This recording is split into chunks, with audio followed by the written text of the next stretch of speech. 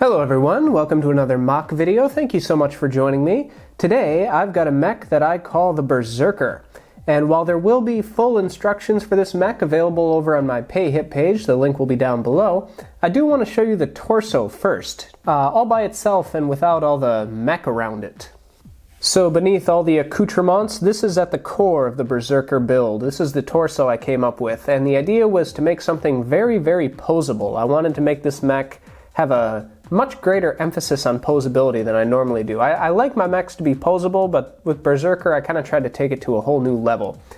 So you can see right here, starting off with a nice ball-jointed waist. It's got these ball joints up here and down here for the hips and shoulders respectively. And one extra feature is this rotating butterfly joint for the shoulders, so allows the arms to swing forward a little extra, get some more range there.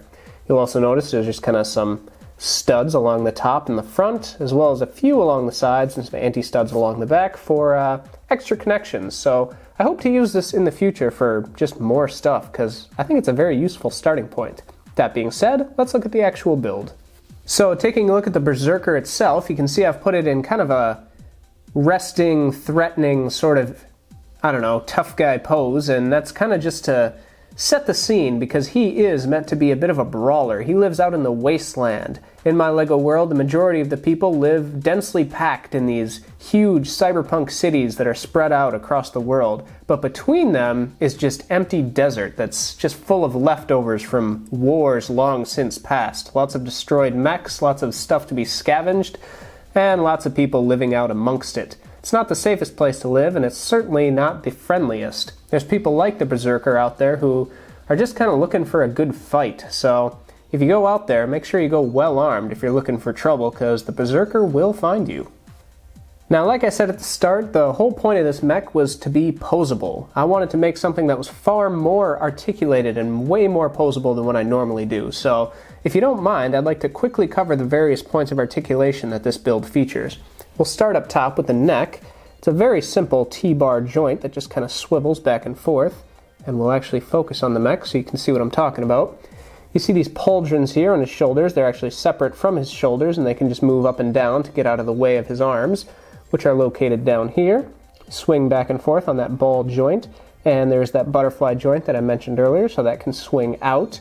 He's also got these ratcheting elbows. Fun fact about me personally, I kind of get stressed out when mechs have too many floppy joints, so he's actually kind of pushing it for me. But to counteract that, I like to use these ratchets whenever possible, if they're not getting in the way of articulation, just because it kind of, I don't know, locks everything down and makes me feel a little less stressed out that everything's flopping around. So elbows can move. There's also a swivel here to give him kind of a wrist swivel, because I don't like swiveling leads if I don't have to. He's got his ball-jointed waist for all kinds of upper body movement.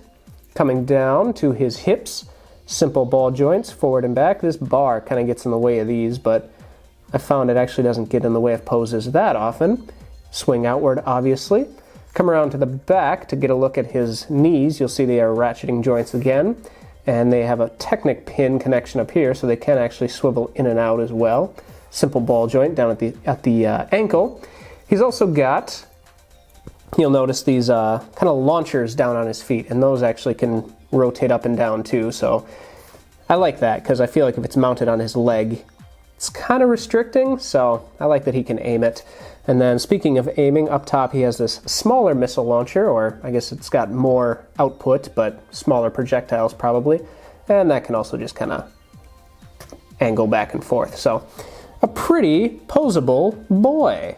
Now, one thing that occurred to me while working on Berserker was that a lot of my mechs tend to have kind of similar proportions. They tend to have pretty small feet and rather, maybe not narrow, but kind of undefined shoulders. And in this case, I kind of wanted to not do that. So you'll notice he has these very large, kind of boot-like feet, which are pretty simple in technique, and I'm kind of surprised that I'm as okay with that as I am. And then up top he's got these shoulders, shoulder pauldrons, excuse me, which, like I said earlier, are not actually attached to his shoulders. They just kind of move to be able to get out of the way if need be. And yeah, it does make him look very different from a lot of my other mechs, and I'm a big fan of that. Now, with all those joints scattered throughout his torso, you might be asking yourself, where does the pilot go? And you have also probably noticed this massive backpack. Well, yeah, that's it. I actually kind of had a lot of fun building this. This backpack was the first thing I built because I knew that I was going to want a very articulated torso, and therefore the pilot could not be in it. So we simply fold this down, and it's empty because I forgot to put the pilot in there. We simply fold this down, and there we can see the pilot sitting inside. Get him out of there real quick so you can have a look inside. That's kind of meant to represent a sort of heads-up display for the pilot. You'll notice he is sitting on a rounded tile, and I'm actually incredibly proud of that because while it doesn't seem like it would make a very comfy seat, it makes the pilot so much easier to get out than if it was a flat plate or tile, because you'll notice when you lean him back, he kind of naturally, he sits in there fine like that, but once you start leaning him back, he kind of naturally leans out, and it's very easy to grab. So, simple thing, but I'm very proud of it. Taking a look at the pilot, the real Berserker, I suppose, you can see he's clearly a very angry man. He was even dressed all in red. He's got some armor down on his legs, and on his torso you'll notice a bunch of pouches, which he uses to store any type of interesting small bits and pieces he finds out in the wasteland, but mostly he's just looking for a fight. I mean, you just kind of have to look at him to know what he's about. Now, speaking of a fight, let's take a brief look at the various weapons that the Berserker uses in his particular trade.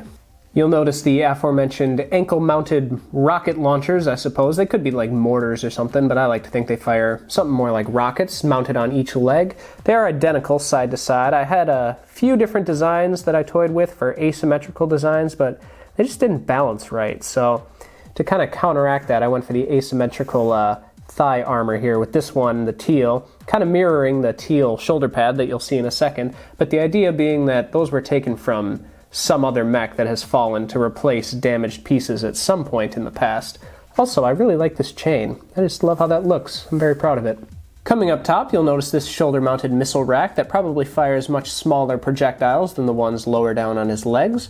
But I like to think these ones kind of serve as like fire and forget. So if there's a bunch of infantry coming at him, or he just wants to hit one target in many different places, he uses this to kind of pick his targets and, like I said, fire and forget. But of course he is called the Berserker for a reason, and he's not looking for long-range combat. I mean, what is he, a tone main? This guy wants to get up close and personal and face his enemies in good old-fashioned melee. And for that, he's got this big spiky club. I guess you could kind of see it as like a chain sword of some kind, but nah, I don't imagine it being that sharp. I just imagine it being blunt and mean and just really heavy, so he just hits people with it. He gets a full running start and takes a big swing. That's about as much of a battle plan as he'll come up with.